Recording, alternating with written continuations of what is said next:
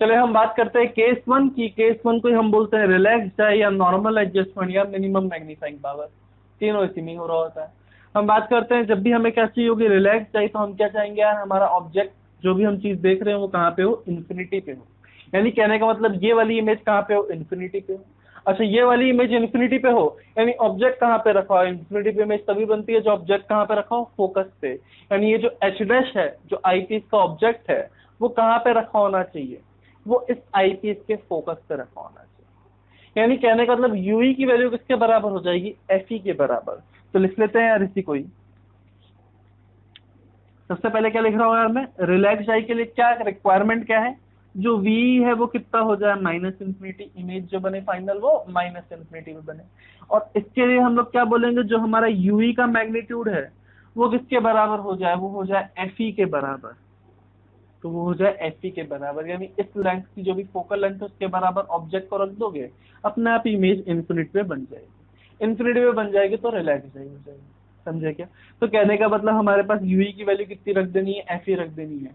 तो फॉर्मूला कहाँ गया यार हमारा, एमपी का फॉर्मूला तो ये था, इसमें यूई की वैल्यू एफई पट को काम खत्म। तो एमपी की वैल्यू हमारे पास कितनी हो जाएगी, एमपी की वैल्यू यहाँ पे लिखी हुई है, एफओ अपॉन यूवी थी, एफओ अपॉन यूवी थी। यहाँ पे यूवी को कितना पटक देना है, यूवी को एफई के बराबर पटक देना है, तो एफओ अपॉन एफई हो जाएगी। ये मैग्नीफाइंग पावर निकल के आई है टेलीस्कोप। ठीक है ना? अच्छा यहाँ पे एक चीज देखो यार, ये कितनी होनी चाहिए, 1 से बड़ी होनी चाहिए, तभी तो फायदा होगा ना यार। तो 1 से बड़ी होने के लिए हम बोलेंगे यार एफओ को एफई से बड़ा होना पड़ेगा। यानी ऑब्जेक्टिव लेंस की फोकल लेंथ हमेशा ज्यादा होगी आई चीज की फोकल लेंथ से, तो इस चीज को भी नोट कर लेना, FO must be greater than FE, तभी काम का टेलीस्कोप है, वरना किसी काम का टेलीस्कोप नहीं। तो ये हमारा पहला केस हो गया, इसको कॉपी करिए। फिर हम स्ट्रेन आई वाले केस की बात करते हैं। उसके लिए मैं चाहूंगा ये इमेज कहाँ पे बने, डी पे बने, यानी नियर पॉइंट पे बने। कॉपी करिए। चलिए हम डिस्कस करते हैं केस टू। केस टू है हमारा स्ट्रेन आई का केस, या फिर हम बोलते हैं जो हमारी फाइनल इमेज जब कहाँ बने, नियर पॉइंट पे बने, या least distance of distinct vision पे बने, जिसको कैपिटल डी बोलते हैं हम लोग, या वहां पे इमेज बने, या फिर इसी को हम बोल सकते हैं maximum magnifying power. Basically I सबसे ज्यादा स्ट्रेन कब होती है, जब फाइनल इमेज जो भी चीज हम देख रहे हो डी डिस्टेंस से बने, या फिर हम क्या बोलते हैं उसी केस में हमें मैक्सिमम मैग्नीफाइंग पावर मिल रही होती है। आंखों को ज्यादा कष्ट दिया तो पावर भी ज्यादा मिली। ठीक है ना? समझते हैं अब चीजों को। इस केस में हम बात करें जो हमारी फाइनल इमेज यानी वी की वैल्यू कितनी हो जाएगी, वी की वैल्यू मैं लिखूंगा माइनस जी। माइनस जी क्योंकि बेसिकली रेज इधर से उधर जा रही है, इसको पॉजिटिव माना, इसको नेगेटिव माना, तो नेगेटिव साइड में इमेज इसलिए माइनस जी लिख दिया। सिमिलरली मैं बात करूं यू की वैल्यू, तो यू कितना हो जाएगा, माइनस ऑफ यू की बराबर। एफ की बात कर ले, एफ यानी फोकल लेंथ, जिस लेंस को यूज कर रहे हैं वो आई पीस है, उसकी फोकल लेंथ एफ ई के बराबर है। हमारे पास एफ वी यू ये सब आ गया, तो एक काम करते हैं लेंस फॉर्मूला लगाते हैं। लेंस फॉर्मूला है 1 upon v minus 1 upon u is equal to 1 upon f. सारी वैल्यू इसके अंदर डालो, बढ़िया सा रिजल्ट आएगा तुम्हारे पास, 1 upon minus g minus of 1 upon minus u is equal to 1 upon f. ये रिजल्ट आया। इधर से हमें क्या चाहिए, 1 अपॉन यूवी चाहिए। ये माइनस माइनस तो हो गया प्लस, तो 1 अपॉन यूवी आ गया तुम्हारे पास, इसको उधर ले जाओ, 1 upon F E plus 1 upon D. ये हमारे पास 1 अपॉन यूवी की वैल्यू आ गई। मैग्नीफाइंग पावर तो ये थी हमारे पास एफ ओ अपॉन यूवी, तो यहाँ पे 1 अपॉन यूवी की वैल्यू इसमें पुटअप कर दो, तो मैग्नीफाइंग पावर तुम्हारे पास निकल के आ जाएगी। मैग्नीफाइंग पावर निकल के आएगी तुम्हारे पास F O into 1 upon F E plus 1 upon D. इस पूरे में से एक काम करो, 1 अपॉन एफ ई कॉमन ले लो, तो 1 अपॉन एफ ई कॉमन ले लोगे तुम्हारे पास आ जाएगा f o upon F e into 1 plus f e by d. ये हमारा एक फॉर्मूला आएगा मैग्नीफाइंग पावर का, इसी पे डब्बा बना लेना, इसको याद रख लेना। ठीक है ना? इसकी हम बात करते हैं केस टू की। ये जो मैग्नीफाइंग पावर है ये मैक्सिमम है, देख लेना पिछले वाले केस से ज्यादा आ रही है। पिछले वाले केस में इतनी आई थी, इसमें ये वाला फैक्टर एक बढ़ गया है, ये फैक्टर 1 से ज्यादा है, इसलिए हमारी मैग्नीफाइंग पावर क्या होगी, इस केस में बड़ी हुई जाएगी। ठीक है ना? तो ये मैग्नीफाइंग पावर हमारे पास निकल के आ गई टेलीस्कोपिक केस में। सिंपल सिंपल से फॉर्मूले हैं, पिछले फॉर्मूले से माइक्रोस्कोप के फॉर्मूले से मैच कर रहे हैं। आगे भी जो टेलीस्कोप के फॉर्मूले आएंगे वो एकदम ऐसे ही आएंगे, एक का थोड़ा अलग आएगा, लेकिन वो भी मैचिंग आएगा। गैलीलियन टेलीस्कोप का थोड़ा सा अलग आता है, क्योंकि दूसरा लेंस हम लोग डाइवर्जिंग ले लेते हैं उसके। खैर वहां पे बात करेंगे हम लोग उसकी।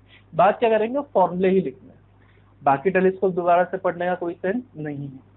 इसी पे ही क्वेश्चन मेजॉरिटी आने हैं आपके ऊपर, उसके क्वेश्चन आने हैं फॉर्मूला बेस्ड। इससे कुछ क्वेश्चन जो थोड़े अलग हट के आएंगे वो आएंगे जो आपको बोल देगा ऑब्जेक्ट हमने इंफिनिटी पे लेने के जगह कुछ डिस्टेंस पे ले लिया, डिस्टेंस दे देगा आपको। तो उस केस में क्या करेंगे, तो उस केस में इसको 2 लेंस वाली प्रॉब्लम बना के ट्रीट कर लेंगे, उस केस में कोई फॉर्मूला नहीं आता। ठीक है यार, तो फिर कहीं पे भी रखता रहे वो, तो फिर है ना, तो कहीं पे भी ऑब्जेक्ट रख दिया हो तो उस केस से बस ध्यान रखना, इमेज का हमारा केस याद रखना कि पहली इमेज ये बनाता है, उल्टी बनाता है, फिर ये उसी इमेज को उल्टी की उल्टी ऐसी की ऐसी साइड पे बना देता है। तो इस तरीके से थोड़ी बहुत चीजें याद रखना और उसके बेसिस पे क्वेश्चन सॉल्व करना। चलिए हम अपना अगला टेलीस्कोप पढ़ते हैं जिसको हम बोलते हैं कैसेग्रेंज टेलीस्कोप। ये एक रिफ्लेक्टिंग टाइप टेलीस्कोप है। जो पिछला हमने पढ़ा था वो रिफ्रैक्टिंग टाइप था, ये क्या है, रिफ्लेक्टिंग टाइप। पिछले वाले पे लिख लेना रिफ्रैक्टिंग टाइप। तो एक रिफ्लेक्टिंग टाइप टेलीस्कोप है। रिफ्लेक्टिंग टाइप टेलीस्कोप का कुछ एडवांटेज होता है ओवर रिफ्रैक्टिंग टाइप। जैसे सबसे पहला एडवांटेज तो हम जानते हैं कि लेंसेज के अंदर क्या होता है, क्रोमेटिक एबरेशन होता है, लेकिन मिरर्स के अंदर कोई क्रोमेटिक एबरेशन नहीं होता। तो पहला बेनिफिट क्या है, क्रोमेटिक एबरेशन।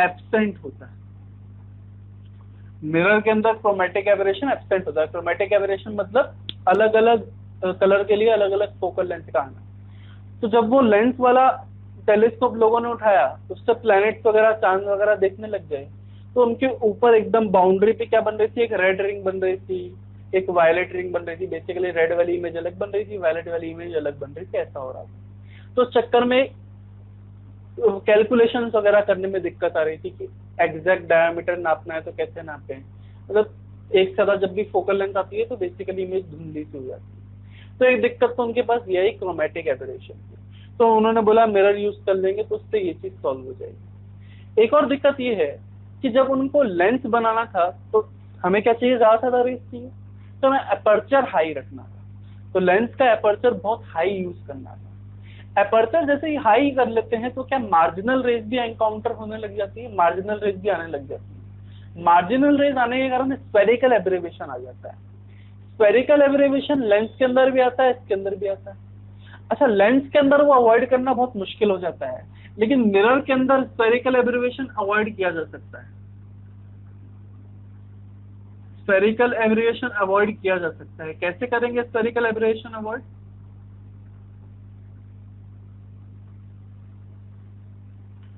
पैराबॉइडल शेप लेके, पैराबोलाइडल शेप लेके। यानी कहने का मतलब इसको स्फेरिकल मिरर ना लेने के जगह इन्होंने कैसा मिरर लिया, पैराबोला की शेप जैसा मिरर लिया। पैराबोला की खासियत होती है उसके ऊपर कैसी भी रेज गिरा दो वो हमेशा एक ही पॉइंट पे मीट करती है। कैसी भी पैरेलल रेज गिरा दो हमेशा एक ही पॉइंट पे मीट करेगी। उस पॉइंट का नाम होता है उसका फोकस। ये पैराबोला की प्रॉपर्टी होती है। लेकिन इस पैराबोला की प्रॉपर्टी को हम अप्रोक्सीमेटली स्फेरिकल मिरर में वैलिड करवा देते हैं पैरेक्सियल रेज का अजम्पशन लेके, ठीक है ना। लेकिन हम बात करें एक्चुअल में प्रॉपर्टी किसकी होती है, पैराबोला की, कि उसके ऊपर जो दूर से पैरेलल रेज आ रही होती है उसको हम फोकस पे रिफ्लेक्ट कर देता है। ये पैराबोला की प्रॉपर्टी होती है, ध्यान रखिएगा। इसलिए हम बात करते हैं जो हमारी छतरी लगी होती है, डिश एंटीना वगैरह लगे होते हैं, वो सारे के सारे पैराबोला शेप के होते हैं, स्फेरिकल नहीं होते हैं, ठीक है। स्फेरिकल और पैराबोला जब बहुत छोटा सा बनाए तो ज्यादा अंतर दिखता नहीं, पर एक्चुअल में वो पैराबोला के हिसाब से बनाया जाता है। उसको अवॉइड कैसे किया जाता है, हम लोग क्या ले लेते हैं,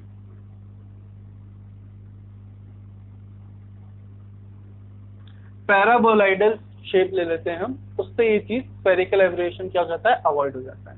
तो जो भी मिरर लिए हैं स्फेरिकल की जगह पैराबोलाइडल लिए। अच्छा, पैराबोलाइडल शेप टाइप का हम लेंस भी बना सकते हैं, पर वो डिफिकल्ट होता था उस जमाने के हिसाब से। सोचो जिस जमाने की ये बातें हो रही हैं, ये हो रही है 17th सेंचुरी की बातें हो रही हैं, सारी की सारी 17th 18th सेंचुरी तब की बातें हो रही हैं, न्यूटन के टाइम की बात हो रही है, ठीक है।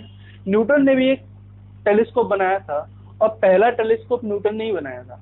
बोल नहीं सकते पहला टेलीस्कोप उन्होंने बनाया था, क्योंकि उसी टाइम पे कैसेग्रेन ने बना दिया था, एकदम ऑलमोस्ट सेम टाइम पे। न्यूटन ने क्या करा था, यहाँ पे भी प्लेन मिरर लिया था, तो न्यूटन ने भी एक रिफ्लेक्टिंग टाइप बनाया था। उससे पहले जो टेलीस्कोप चलते थे वो गैलीलियो ने बना के करे थे। गैलीलियो को हम बोलते हैं फादर ऑफ मॉडर्न एस्ट्रोनॉमी, क्योंकि उन्होंने सबसे पहला टेलीस्कोप बनाया था। जो काम कर रहा है प्रॉपर, जिससे बाहर की बॉडीज हम लोग देख पा रहे थे। तो उनके टेलीस्कोप को भी हम लोग डिस्कस करेंगे। उसके बाद फिर न्यूटन ने बनाया, न्यूटन ने रिफ्लेक्टिंग टाइप बनाया, रीजन क्योंकि उसको लाल वो रिंग्स दिख रही थी, उसको उससे मजा नहीं आ रहा था। और कैसेग्रेन्स ने भी इसी टाइम में साथ साथ में बनाया। तो इससे क्या हो गया, इससे क्रोमेटिक एबरेशन लोगों ने अवॉइड कर लिया। ठीक है ना, तो ये दो कुछ एक हमारे पास एक तो एडवांटेज ही है। और भी कुछ एडवांटेज उस टाइम पे, मतलब इतनी स्ट्रॉन्ग मटेरियल नहीं होते थे, तो लेंस को सपोर्ट देना होता था एकदम एजेस से। लेंस को तो एजेस से पकड़ोगे ना यार, लेकिन मिरर को तुम बैक साइड से भी सपोर्ट कर सकते हो। बैक पे तो कुछ होता नहीं, वो तो ओपेक होता है, तो बैक साइड से मिरर को सपोर्ट कर सकते हो। तो मैकेनिकल सपोर्ट देना मिरर को आसान होता है, ये भी बुक्स में लिखा होता है, तो आप भी लिख लो। Mechanical support is easy, mirror के केस में मैकेनिकल सपोर्ट भी इजी हो जाता है। तो ये कुछ एक चीजें हैं फायदेमंद चीजें थी मिरर की, इसलिए हम लोग मिरर वाला टेलीस्कोप ज्यादा प्रेफर करते हैं। अच्छा, हम लोग नहीं करते क्योंकि अब हमारे जमाने में क्रोमेटिक एबरेशन हटाना बहुत आसान हो गया। कैसे आसान हो गया, कुछ एक ऐसे मटेरियल मिल गए हैं, जैसे हम लोग फ्लोराइड क्रिस्टल डाल देते हैं तो उससे क्रोमेटिक एबरेशन बहुत कम हो जाता है। मतलब जब हम लोग एक कनकेव और कन्वेक्स का कॉम्बिनेशन बनाते हैं और उसमें फ्लोराइड क्रिस्टल भी डाल देते हैं, तो डिस्पर्सिव पावर बढ़ जाती है और क्रोमेटिक एबरेशन कम हो जाता है, एकदम खत्म हो जाता है, एकदम ही खत्म हो जाता है। स्फेरिकल एब्रेविएशन भी अब हम लोग शेप इस तरीके से बना लेते हैं, स्फेरिकल एब्रेविएशन भी हम लोग अवॉइड कर लेते हैं बहुत आराम से, और मैकेनिकल सपोर्ट वगैरह भी आराम से अवॉइड कर लेते हैं। एक और रीजन ये था कि लेंस बनाना एक्सपेंसिव बहुत पड़ता था, लेंस की क्वालिटी मेंटेन करना मुश्किल काम होता है, वो बनाना भी एक्सपेंसिव पड़ता था। तो मेकिंग लेंस इज एक्सपेंसिव भी लिख लीजिएगा।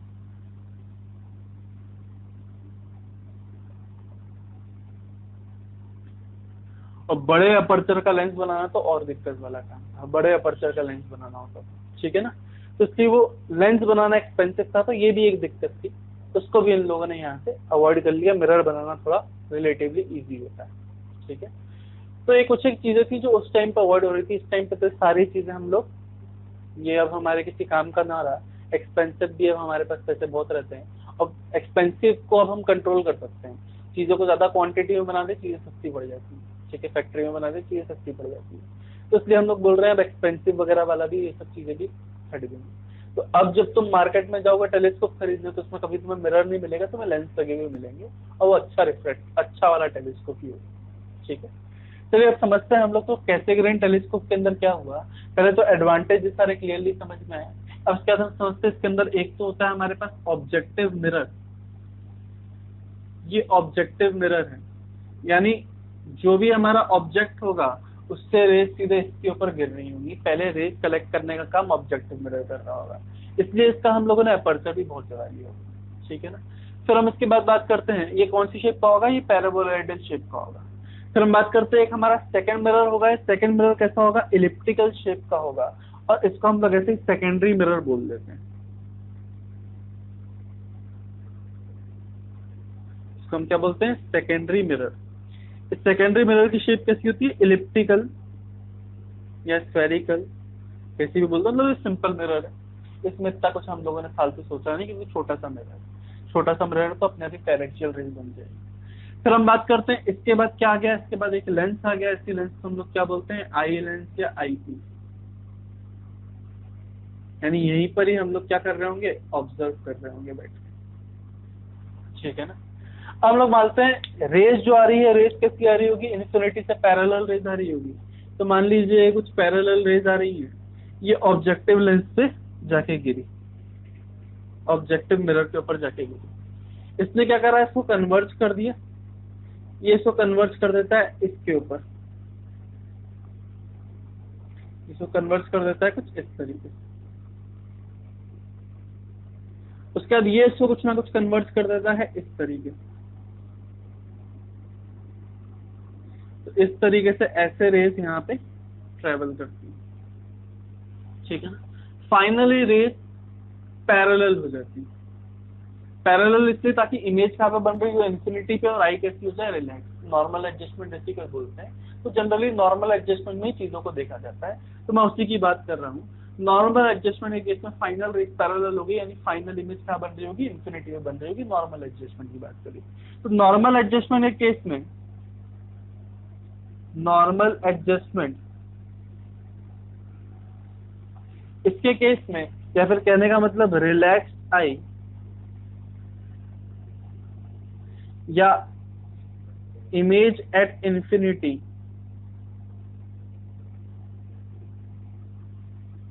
या फिर इसी को बोलते हैं मिनिमम मैग्नीफाइंग पावर, सारे एक ही केस के नाम है। इन सब केस के लिए जो मैग्नीफाइंग पावर निकल के आती है वो magnifying power FO by FE निकल के आती है। FE क्या है, आईपीस की फोकल लेंथ, और FO क्या है, पैराबोलाइडल मिरर की फोकल लेंथ, इसको FO बोलते हैं। सिंपल FO बाय FE तुम्हारी क्या निकल के आ जाएगी, MP निकल के हमारे पास ये निकल के आ जाएगी, ठीक है ना। अगेन देख सकते हो आईपीस की फोकल लेंथ क्या है, बहुत छोटी है, देखो ये इसकी फोकल लेंथ ही रही होगी, ठीक है ना, तो इसको आईपीस की फोकल लेंथ बोल सकते हैं। और इसकी फोकल लेंथ तुम देख सकते हो यहाँ कहीं पे इसकी फोकल लेंथ आ रही है, तो FO क्या है, बहुत बड़ा है, FO अपॉन FE क्या हो जाएगा, अपने आप 1 से बड़ा हो जाएगा, यानी फायदे वाला टेलीस्कोप हो जाएगा, तो FO is greater than FE आ रहा है, ठीक है। फिर हम सिमिलरली हम बात कर लेते हैं, ऐसी लगे हाथ फॉर्मूला सेम है वरना कहीं पे लिखवाया नहीं हुआ है इसका फॉर्मूला। हम बात कर लेते हैं इसकी मैक्सिमम मैग्निफिकेशन पावर की, तो वो मैं इधर पे बात कर लेता हूँ। उस केस में हम लोग बात करेंगे कहाँ इमेज बनेगी हमारी, हम लोग बात करते हैं MP मैक्स की। इस केस में जो भी हमारी फाइनल इमेज बनती है वो कहाँ पे बनती है, नियर पॉइंट पे बनती है, D पे बनती है। तो फाइनल इमेज इस केस में D पे बनती है, स्टेन्ड आई होती है। ये केस को ज्यादा यूज नहीं किया जाता, इसका फॉर्मूला भी इतना इंपॉर्टेंट नहीं होता है, लेकिन फिर भी लिखवा देता हूँ क्योंकि कुछ भी अलग नहीं है। तो FO बाय FE ये इसका फॉर्मूला आता है एग्जैक्टली से पिछले वाले फॉर्मूले ऐसा कुछ भी अंतर नहीं। तो इस पूरे को कॉपी कर लीजिए, फिर बाकी डिस्कशन करते हैं। चलिए अब हम बात करते हैं गैलीलियन टेलीस्कोप की। ये टेलीस्कोप भी रिफ्रैक्टिंग टाइप टेलीस्कोप है, इसमें भी 2 लेंस का यूज करेंगे। तो मान लीजिए हमारे पास एक लेंस हो गया ऐसा, एक लेंस हो गया हमारे पास ऐसा, इसमें दूसरा लेंस हम लोग डाइवर्जिंग टाइप ले लेते हैं। डाइवर्जिंग टाइप लेने का रीजन सिर्फ इतना है ताकि इमेज सीधी बने। अभी तक जितने भी टेलीस्कोप थे उसमें फाइनल इमेज उल्टी आ रही थी, नीचे की तरफ आ रही थी। ये एक लौता टेलीस्कोप है जो इमेज को सीधी बना के देगा। ये पहला टेलीस्कोप भी है। गैलीलियो फर्स्ट ऐसे साइंटिस्ट है जिन्होंने एक टेलीस्कोप को पेटेंट करवाया, तो फर्स्ट टेलीस्कोप इन्हीं का माना जाता है, और माना जाता है कि इन्होंने सबसे पहले स्पेस में देखा, इसलिए इनको फादर ऑफ मॉडर्न एस्ट्रोनॉमी भी बोलते हैं। इसको समझते हैं क्या करते हैं, वापस से हम लोग बात करें ऑब्जेक्ट कहाँ पे होगा, इंफिनिटी पे, यानी रेज कैसी आ रही होगी, पैरेलल रेज आ रही होगी। तो ये कुछ पैरेलल रेज आ रही होगी, ऑब्जेक्ट इसके पास है तो इसकी हम लोग ऑब्जेक्ट लेंथ बोलेंगे, इसकी फोकल लेंथ को हम लोग FO बोलेंगे, इसकी फोकल लेंथ को हम लोग SE बोलेंगे, ठीक है ना। और इसके पास आई होगी तो इसको आई लेंस बोलेंगे। मान लीजिए यहाँ कहीं पे हमारी आई है, वैसे तो चिपका के होती है लेकिन अभी मैं थोड़ी दूर बना रहा हूँ क्योंकि मेरे को डायग्राम में आई आड़े ना आ जाए, इसकी वजह से ऐसा करता हूँ, ठीक है ना। अच्छा, ये रेस को क्या करेगा, कन्वर्ज करेगा, कन्वर्जिंग लेंस तो कन्वर्ज करेगा। तो मान लीजिए इसने रेस कन्वर्ज कर दी,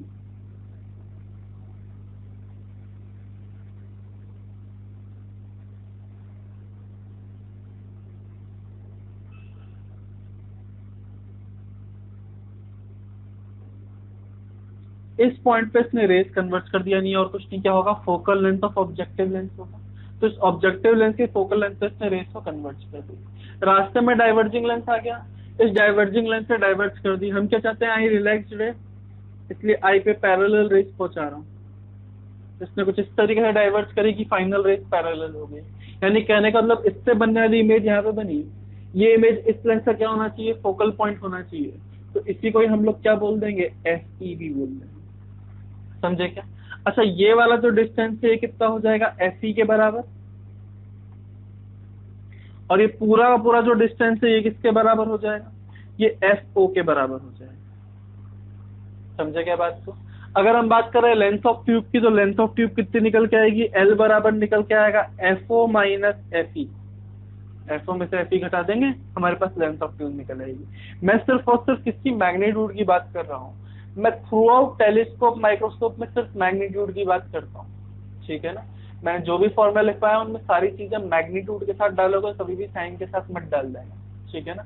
अच्छा, कई जगह उसमें फॉर्मूले में माइनस साइन लगाया होता है, वो माइनस साइन बता रहा होता है इमेज उल्टी आ रही है, फाइनल इमेज इज उल्टी, ये बता रहा होता है, ठीक है ना। तो ध्यान रखना है सारी चीजें उसमें कि फाइनल इमेज उल्टी है। सिंपल माइक्रोस्कोप के केस में फाइनल इमेज सीधी आई थी, बाकी सब में फाइनल इमेज उल्टी है, वो अलग से दिमाग में रख लें। इस वाले केस में भी फाइनल इमेज सीधी आएगी, तो ये चीज अलग से याद रख लें, ठीक है ना।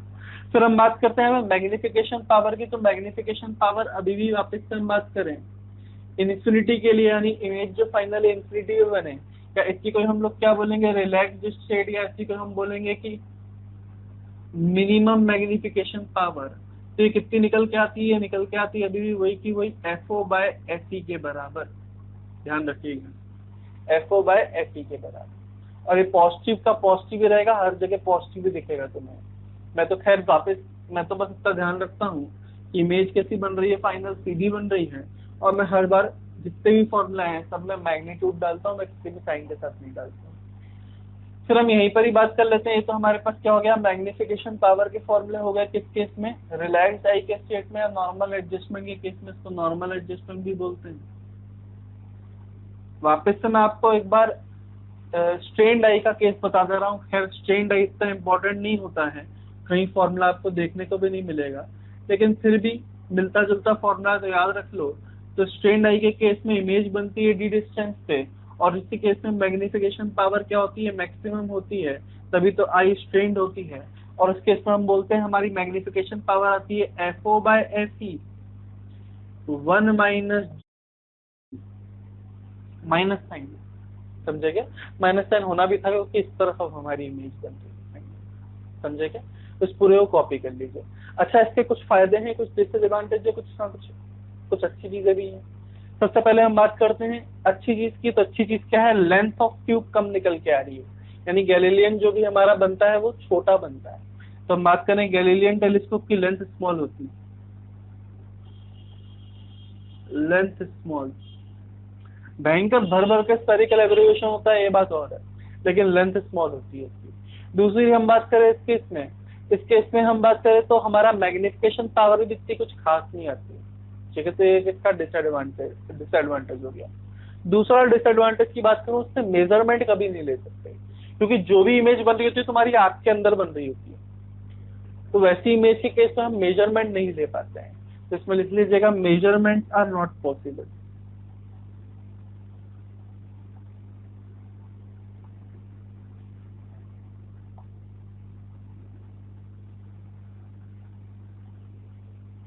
इस शॉर्ट कमिंग के चक्कर में, और दूसरा स्फेरिकल क्रोमेटिक एब्रीविएशन के चक्कर में, इन दो चक्कर के कारण न्यूटन ने अपना खुद का टेलीस्कोप बना के चीजें करी थी, जबकि गैलीलियो उस टाइम तक टेलीस्कोप बना के दे गए थे।